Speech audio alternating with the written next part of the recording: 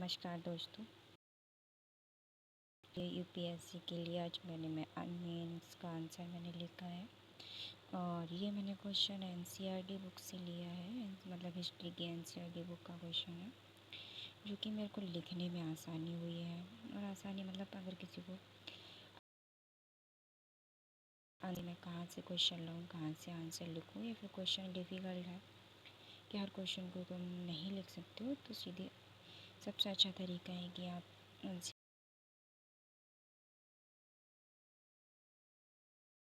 हिसाब से, तो अगर कोई एनसीईआरटी बुक से आंसर लिखता है तो उसको पहले आंसर समझने में दिक्कत नहीं होगी, फिर उसको ये है कि क्वेश्चन समझने में दिक्कत नहीं होगी, सॉरी, और वो आंसर लिख सकता है। जैसे मैंने कि आज लिखा है, देखो ये मेरा क्वेश्चन है।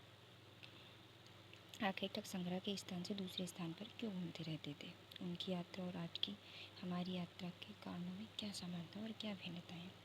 ये मेरा क्वेश्चन आंसर देख सकते हो, जो मैंने आंसर लिखा है। ये मेरा फर्स्ट आंसर है। कहीं आपको अगर गलती लग रही हो तो उसके लिए सॉरी। इसके देख मैंने लिखा है, इंट्रो में मैंने छोटा ही लिखा है, 2.5 लाइन लिखी है मैंने इंट्रो में भी।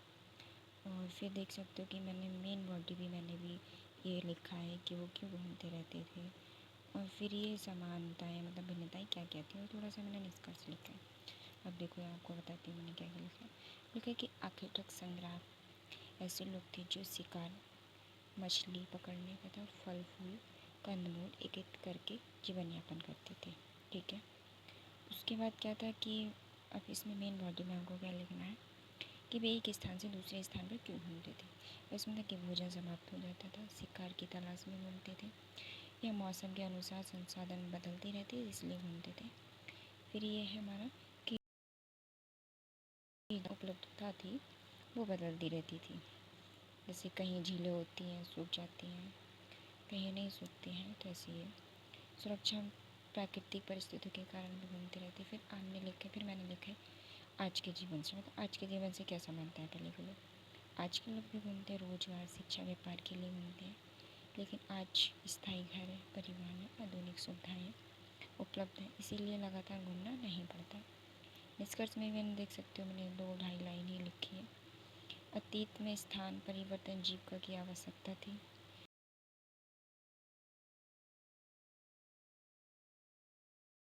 एक सामाजिक अवसरों के कारण हम लोग घूमते हैं। अगर किसी को कोई भी दिक्कत, एनसीईआरटी बुक से क्वेश्चन उठा सकता है और लिख सकता है। ये सबसे अच्छा तरीका है आंसर राइटिंग स्टार्ट करने का। मेरे को तो ये अच्छा तरीका लगा।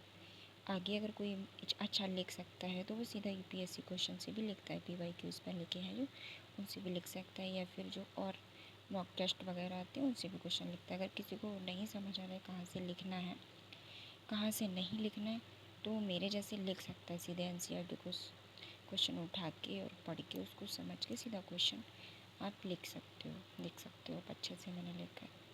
अगर इसमें कहीं गलती लग रही है तो माफ़ करना, क्योंकि मैंने ये क्वेश्चन आज फर्स्ट टाइम लिखा है और पहला क्वेश्चन ही है मेरा। आज से मैं इसको डेली कंटिन्यू रखूँगी। आप चाहें तो मेरे साथ लिख सकते हो, आप चाहें तो ये मेरा क्वेश्चन है, आप भी आंसर लिख सकते हो, यही क्वेश्चन देख के आंसर लिख सकते हो आप अपना। Thank you guys.